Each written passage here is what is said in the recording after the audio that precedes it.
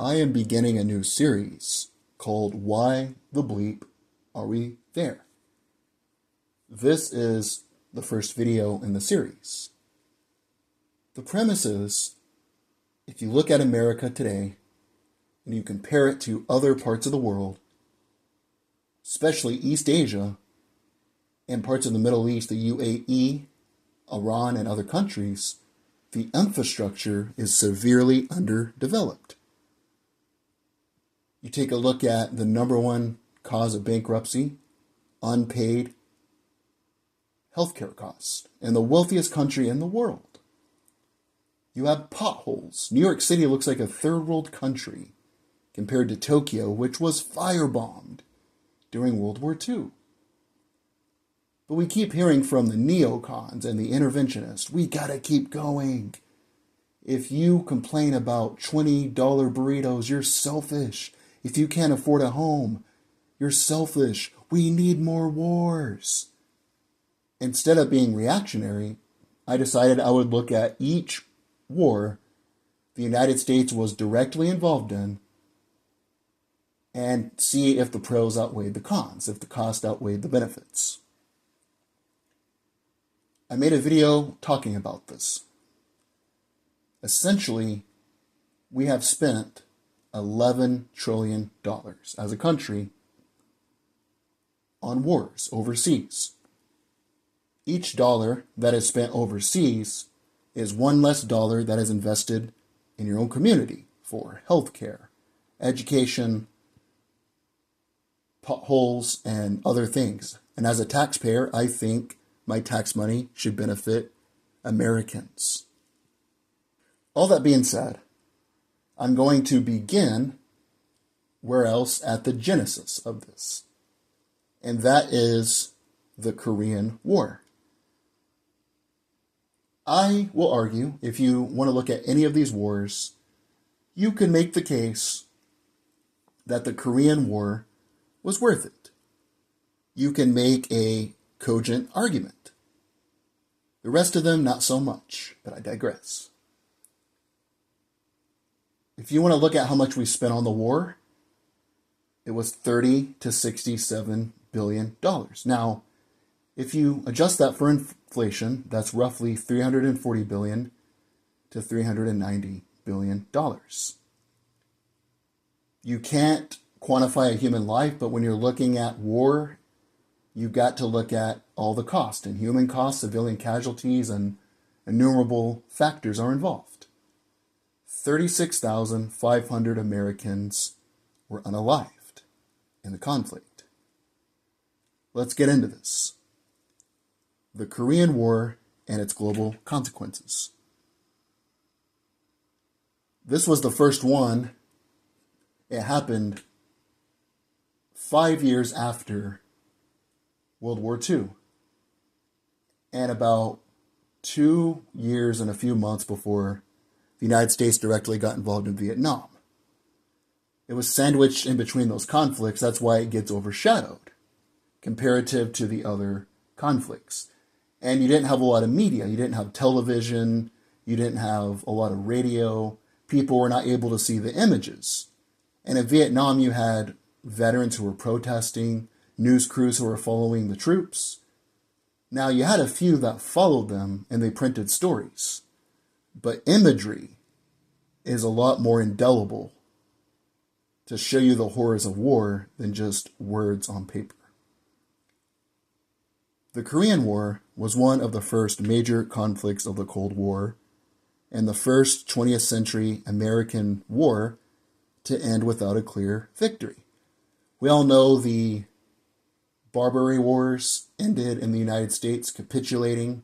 They didn't really end those wars. They didn't really win those wars. Of course, they don't talk about it ever in school for whatever reason. In the War of 1812, the United States did not win, but in the modern era up to that time, the 20th century, the United States came out victorious in every single war. And that's why the thought process from the generals such as MacArthur, Curtis LeMay, and others, they thought they were going to win this war as well.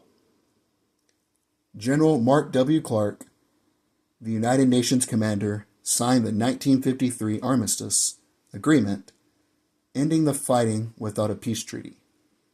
South Korea survived, but the peninsula remained divided, and the war became a limited conflict, shaped by the fear that escalation could produce a much larger war with China or the Soviet Union. The war involved North Korea, South Korea, China, the Soviet Union, the United States, and 15 other countries that contributed forces or support to the United Nations Command. The United States supplied most of the military power and commanded the coalition. Britain, Canada, Australia, Turkey, France, the Philippines, Thailand, Greece, the Netherlands, Belgium, Luxembourg, Colombia, Ethiopia, South Africa, and New Zealand provided combat or military support. Denmark, India, Norway, Sweden, and Italy provided medical, humanitarian, or supervisory assistance. China supplied the main communist force after its intervention in late 1950. The Soviet Union officially avoided entering the war, but provided weapons, training, advisors, anti-aircraft personnel, and pilots. A limited war. The United States entered Korea while pursuing a Europe-first strategy. Washington regarded the Soviet Union and the defense of Western Europe as the primary strategic concern. Consequently, American resources were limited, and the Truman administration did not want the Korean conflict to develop into a direct war with China or the Soviet Union. American commanders had the ability to attack targets beyond Korea, but Truman restricted the war's scope. The administration rejected a full-scale invasion of China, a blockade of the Chinese coast, and unrestricted bombing. The objective was to defend South Korea and restore the approximate pre-war balance rather than conquer North Korea or overthrow the communist Chinese government. This policy frustrated many American soldiers and commanders. They had fought in World War II, a war characterized by unconditional surrender and total victory. After Chinese intervention reversed the UN advance, the war became a struggle of advances, retreats, positional fighting, and negotiations. Many believed that the United States should enter China, including Douglas MacArthur, and destroy the source of communist intervention rather than fight indefinitely on the Korean Peninsula. General Douglas MacArthur represented the most prominent challenge to this policy. He argued that the United States should not achieve victory while accepting negotiations on the use of its power. President Truman dismissed MacArthur in 1951 after the general publicly contradicted administration policy and civilian orders. In hindsight, MacArthur was correct that the limited objectives made the decisive victory unlikely. However, expanding the war into China could have provoked direct Soviet intervention, potentially including nuclear escalation. The conflict therefore revealed the central problem of Cold War warfare. Military commanders might seek victory, while political leaders sought to prevent a wider catastrophe.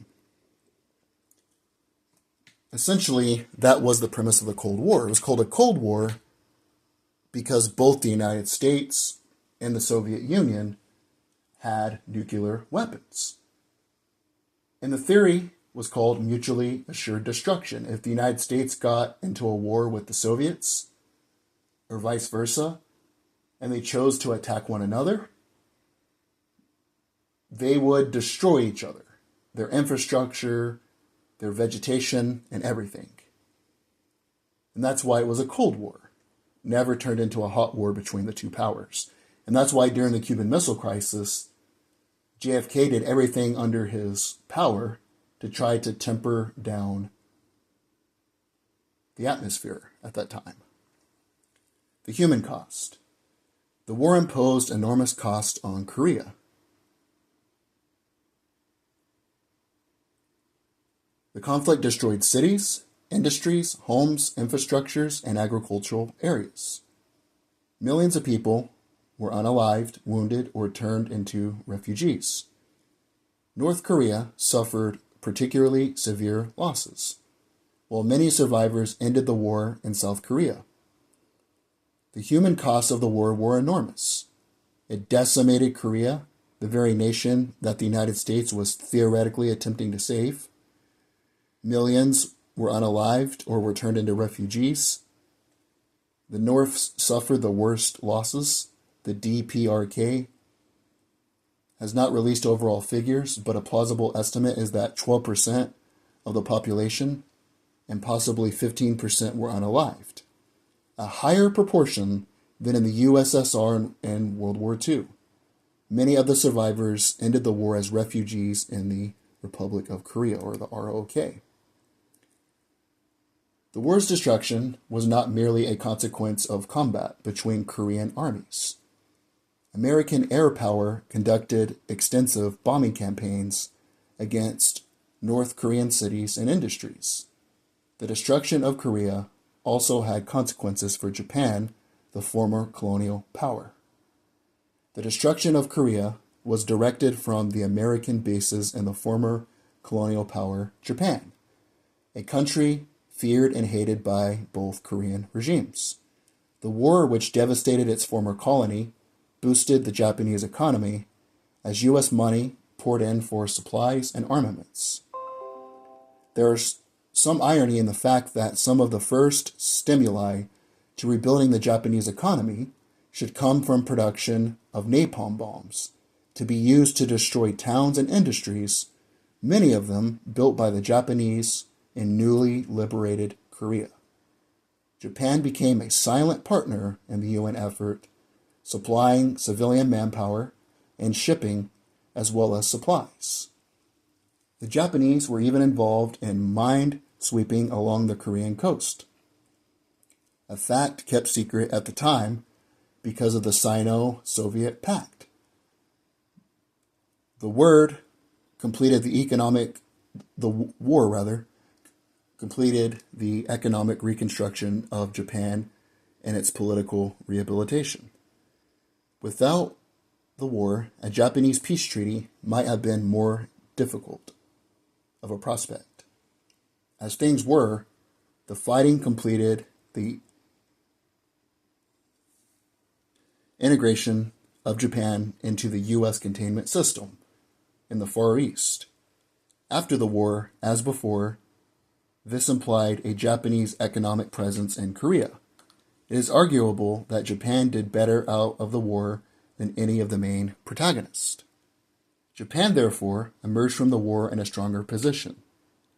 American military procurement stimulated industrial production, while Japan became increasingly integrated into the American containment system in East Asia. The war helped complete Japan's political rehabilitation and made its economic recovery a central component of American strategy. I made a video that dissected this a little more. It's ironic to think how brutal the Japanese were to the prisoners, to the civilians, to women and children, some of the inconceivable, unspeakable things they did. But now they're branded as a country that produces anime, Hello Kitty, a cute little innocent country. But if you really look up their history, they treated their occupants way more brutal than many other countries did. But because they needed to be integrated back into the global system as a pawn on the global chessboard for the United States and East Asia during the Cold War, they were quickly reingratiated back into service, I guess you could say would be the correct term, in the global system. And MacArthur had an indelible impact on that as well. He essentially was the leader of Japan, when it was occupied, he helped establish a constitution, land reform. He got rid of the corrupt business system, and he did other things. He gave them elections, habeas corpus, other things to establish it as a country in the global system. China's emergence as a regional power. China entered the war after UN forces crossed the 38th parallel and approached the Chinese border. Beijing feared that the destruction of North Korea would expose China's northeastern frontier and undermine the new communist government. Chinese intervention forced the UN forces to retreat and prevented the destruction of North Korea. Early on in the war, Douglas MacArthur with the UN forces landed behind the Korean border. It was a military feat that was very sophisticated. He went around the line and he was able to start chasing the North Korean forces. And he thought during that time, okay, we're going to win it. We're going to be home before Christmas time. But then the Chinese got involved and they were hiding at first. And MacArthur was confused. Are they getting involved or are they not? And when they got involved, that meant the war was going to last longer. And they froze during the winter time. They ate turkey, all of the fixings with it, and they had to hurry and eat them or they would freeze. But China getting involved in the war is what stopped North Korea from completely folding. But at the same time, the United States didn't want to get into a war with China because then the Soviets might get involved, and then that would cause a whole world war. And that was the quagmire or the kerfuffle that they got in. And this was right after China had a civil war. During World War II, they were in a war against Japan. They actually got involved before anyone else. And they had nationalists, they had warlords, they had the communists who organized together under the guise of defeating the invading Japanese. And then after the war was over, all those segments were discombobulated. And that's when essentially China had its civil war and it became communist. China gained international prestige from the conflict. It had confronted a modern military coalition and forced Washington to accept an armistice, rather than a decisive victory. The war also demonstrated that the communist government had consolidated power on the mainland. China emerged from the war with increased prestige. Beijing had defeated a modern army in December 1950. Despite the setbacks which followed, it forced Washington to accept a draw. This reversed a century humiliation at the hands of the West and signaled the emergence of a new China. UN economic sanctions and American parliamentary warfare in South China had failed to shake the regime. As early as January 1951, the CIA predicted that for the foreseeable future, the Chinese communist regime will probably retain exclusive governmental control of mainland China. Although there is undoubtedly much dissatisfaction with the communist regime, it does enjoy a measure of support and acquiescence, and it's developing strong police controls. There are no indications that the current anti-communist efforts can achieve a successful counter-revolution. Nothing in the following years of the war changed this estimate. China emerged as a powerful force in Asia, which had to be taken seriously by Washington. It had become a regional power, in opposition to the U.S. rather than an association with the U.S. The cost to Beijing had been contained by fighting in another country. It was the cities and industries of North Korea which were destroyed. There was, however, a price to be paid. China suffered at least 900,000 casualties. It was excluded from the United Nations and lost any chance of ending the civil war by taking Taiwan. And still to this day, you have Taiwan as a separate country.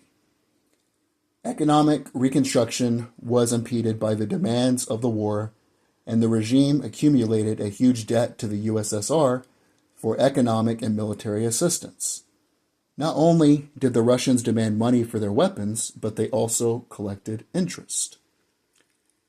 China's gains, therefore, came with major costs. Chinese casualties were enormous. Reconstruction was slowed, and the country remained excluded from the United Nations. The war also ended any immediate possibility that Beijing could conquer Taiwan. China became a regional power, but its opposition to the United States hardened. And what's interesting about this? China became totally disconnected from the rest of the world. They became economically isolated. But then Nixon, in the 1970s, could see that the Soviets and the Chinese were not getting along, despite both being communist. You got to realize China was communist, but they primarily care about their security first. That's why China does not have a lot of overseas bases. They primarily want to take the territories in mainland China and the South China Sea. Since Nixon could see that,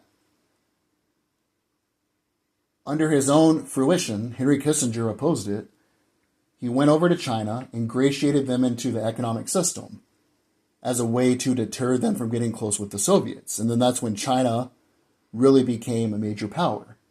And then in the 1990s, they implemented a lot of free market reforms. Although China has a very subversive government, and although they don't have the freedoms we enjoy in the West, their economic system is capitalistic in nature.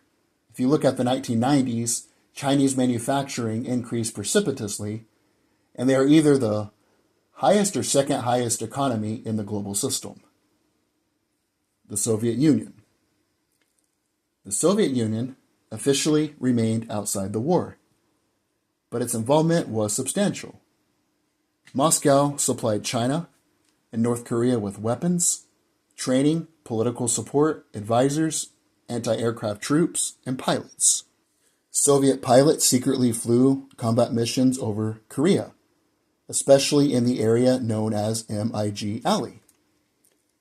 The Soviet Union, like Japan, was officially neutral. In fact, the Russians contributed supplies, training, and political support to China and North Korea. Soviet advisors, pilots, and anti-aircraft troops served behind the front. Moscow paid a high price to maintain the status quo on the peninsula. The results of the war were unwelcome, and there was evidence of Russian displeasure at the outcome of the North Korean adventurism. Whatever Stalin's part in the origins of the conflict, it was used by Washington to reinforce the containment system around the Soviet periphery and the atmosphere of crisis produced by the fighting. The Truman administration was able to increase American military strength and build up NATO, a program already envisioned in NSC 6A, and that was their document. I can link it below. It gives you the strategy of what they wanted to do during the Cold War. It was also able to promote West German and Japanese rearmament, threatening the USSR on two fronts. Russia had to meet this development while assuming the burden of supplying its Chinese ally. These facts outweigh the advantages of any strains in the Western alliances caused by the war. Moscow responded in two ways. The first was by building up its own forces, both conventional and atomic. The second was to launch a peace campaign designed to avert the rearmament of West Germany. This effort was intensified by Stalin's successors. Ultimately, however, Moscow was unable to prevent the military revival of the West German state. The Truman administration also would airlift food and supplies to part of Germany during that time. And there's actually a pilot, I forget his name, but he was called the Candy Man, and he would drop candy to the children. He was really famous over there. And that's because Stalin didn't want them to do that. He didn't want them to have influence in that region. He wanted it to be divided up. And a big reason that happened is because China erupted into a civil war, and people said, okay, Truman's weak on communism. You know how they do that now? You're weak on Russia, you're weak on this country. And that galvanized him into doing that. And that is also one of the things that galvanized him into getting involved in this conflict as well. Because if he lost Korea and China, that would have made him look like a weak president, geopolitically speaking. The Soviet Union gained some advantages because the war placed pressure on the United States and strained the Western alliance. Nevertheless, the broader strategic consequences were unfavorable.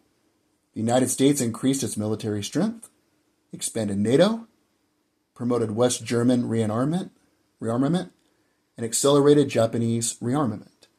Moscow was forced to strengthen its conventional and atomic forces while continuing to supply China. The war also contributed to the militarization of the Cold War. NSC 68 had already called for increased American defense spending, but Korea gave the Truman administration the political circumstances necessary to implement that program.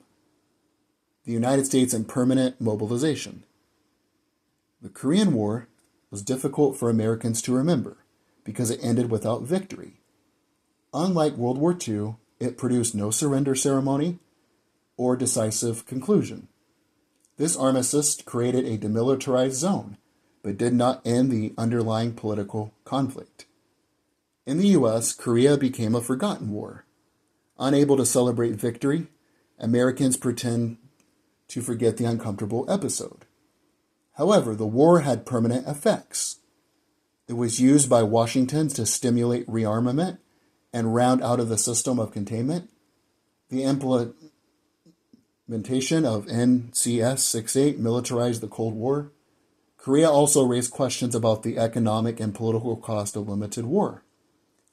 Instead of a decisive outcome in 1950, the U.S. found itself bogged down in a frustrating and interminable struggle on the strategic periphery. Korea ultimately discredited NCS 68 and produced the Republican Revolt, which assisted Eisenhower in 1952. It led to the New Look, which placed greater emphasis on local forces and nuclear deterrence to contain communism. Despite the trimming of the military budget under Eisenhower, however, the U.S. never returned to the austerity of the pre-war. It remained in a permanent state of semi-mobilization. The United States emerged from the war with a larger military establishment and a permanent commitment to global containment. Eisenhower's New Look placed greater emphasis on nuclear deterrence and the use of local allies. The experience of Korea made American leaders more cautious about committing large number of ground troops into conflicts that could expand beyond their original limits. And that's why if you study Eisenhower during his presidency, he used a lot more air power. If you look at the Suez Canal crisis, he was incredulous about directly involving United States troops. And you also look at the early days of Vietnam, he funded the French when it was French Indochina. The United States didn't really start getting involved until the Johnson administration on a large granular scale. Kennedy sent a few advisors, but under Eisenhower's tutelage, none of that happened. He even stated, and rightfully so, that under his presidency, the U.S. did not lose any troops on foreign soil. However, he did some covert operations behind the scenes in Iran and other places, overthrew some governments, but that was more covert and indirect. The war shifted American attention toward the Far East. Before Korea, U.S. policy had often treated Europe as the principal theater of containment. After Korea, East Asia became a central area of American military and political planning. The relationship between Washington and Beijing froze. The United States refused to recognize the People's Republic of China and remained committed to Taiwan. At the same time, American leaders recognized that China could not be ignored as a major power. The war helped shift American attention towards the Far East, a tendency which accelerated in the following years. It froze the relationship between Washington and Beijing. Despite China's overtures in the mid-1950s, the U.S. remained committed to non-negotiation in Taiwan. Eisenhower, like Truman, believed the best way of discrediting the Soviet alliance and the pro-Russian group in Beijing was to maintain economic and political pressure on China. At the same time, China can no longer be dismissed as a powerful force. In the future, Washington was careful to avoid provoking Beijing. Eisenhower preferred to concede North Vietnam to the communists in 1954 rather than risk another Korea. The Republic of Korea became a model for U.S. policy on the Asian mainland, as it had been before 1950. Washington attempted to contain China by establishing stable nationalist regimes around the Chinese periphery based on a third force which was neither communist nor colonial. It was the collapse of the Vietnamese experiment in the 1960s, which was to bring back U.S. troops to the Asian mainland in a new war of containment, as much against radical nationalism as against communism. This time, though, care was taken not to involve China. There was to be no invasion of North Vietnam, no rollback which might lead to a wider war. This much at least had been learned from the Korean experience. The Korean experience shaped the American approach to Vietnam. Washington attempted to support nationalist governments around China's periphery, while avoiding direct invasion of communist states, when such action might provoke China. In Vietnam, American leaders attempted to avoid repeating MacArthur's advance toward the Chinese border. The United States would fight a major war, but it would not invade North Vietnam or pursue rollback into China. During the Vietnam War, and I'm getting into that one next, because like I said, why were we over there? Did the cost outweigh the benefits? All those questions. They wanted to set up a separate government in South Saigon instead of let the elections go through at the 17th parallel. And instead of invading North Vietnam, they wanted to establish a separate government of South Vietnam. But we'll get into that in the next video in the series. The United Nations and collective security. In the West, the Korean War was officially interpreted as a victory for collective security. The United Nations had responded to aggression, supported South Korea, and prevented the complete conquest of the peninsula. Supporters argued that the UN had succeeded where the League of Nations had failed during the 1930s. A more critical interpretation argues that the UN's role was selective rather than universal. The organization's machinery was used in a Cold War conflict in which the United States and its allies opposed communist expansion. The UN intervention was therefore shaped by American strategic interest in the West. The war was officially regarded as a triumph for collective security over aggression. It was argued that the UN had been saved from the fate of the League of Nations and that further armed expansion by the communists had been deterred. Now let's look at the overall consequences. The Korean War produced different results for each major participant. Korea was devastated and remained divided. South Korea survived as an independent state, while North Korea retained its government and territory. Neither Korean regime achieved national reunification, even to this day. Year of our Lord, 2026. They still are divided at the 38th parallel, and they still have the zone that separates them. Technically, the war never ended. They did not sign a peace treaty. They signed a ceasefire. China emerged with increased prestige and established itself as a major regional power, but suffered tremendous casualties, economic disruption, diplomatic isolation, and debt to the Soviet Union. The Soviet Union avoided direct overall participation, but faced a stronger and more heavily armed United States, a strengthened NATO, West German rearmament, and Japanese rearmament. Japanese benefited economically from American procurement and became a central base of the American containment system in East Asia. its political rehabilitation and economic reconstruction accelerated. Even to this day, despite being a little island in the Pacific, Japan is the fourth largest economy today. And a lot of this began after this war happened. This war was a precursor to that, rather.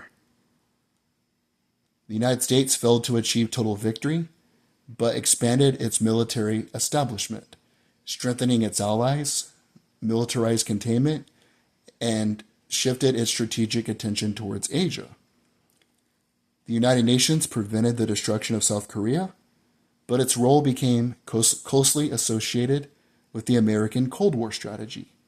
The conflict raised lasting questions about whether the organization had upheld genuine collective security or merely selective security. And here's the conclusion. The Korean War was neither a clear American victory nor a simple defeat. It was a limited war fought under the shadow of a possible global conflict. The United States prevented South Korea from being conquered, but could not reunify Korea.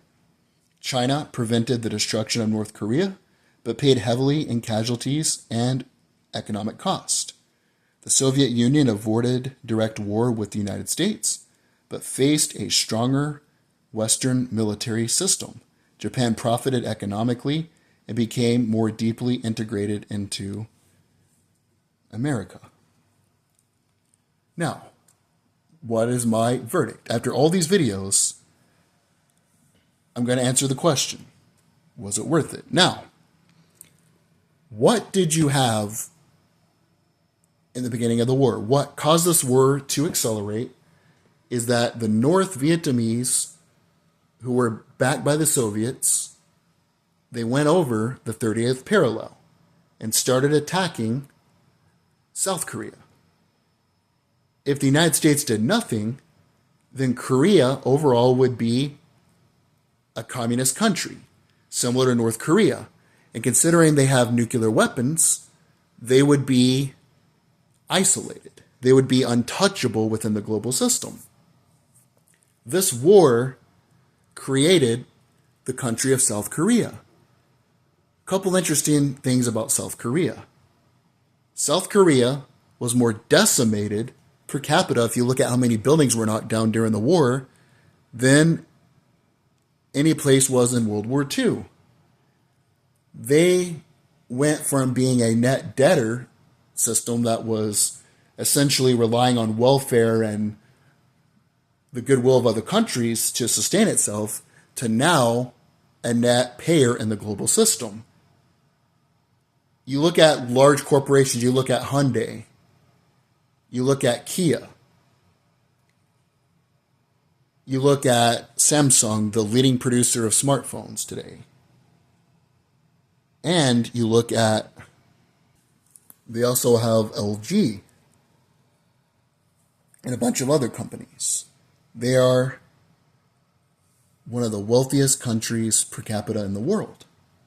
And they became a net debtor into the system to a net payer. And they only became independent in 1953. They are the only country in the history to ever do that. Now they pay into the global system. Things like the United Nations, the World Bank, the IMF, so on and so forth. And they are a strategic ally in the East Pacific region to the United States. I will say it was worth it, surprisingly. This is probably the only conflict that I think was actually worth it. And even to this day, the Korean government is extremely appreciative. They fly the veterans over on their own dime. They pay for them to come over and visit South Korea, travel the land.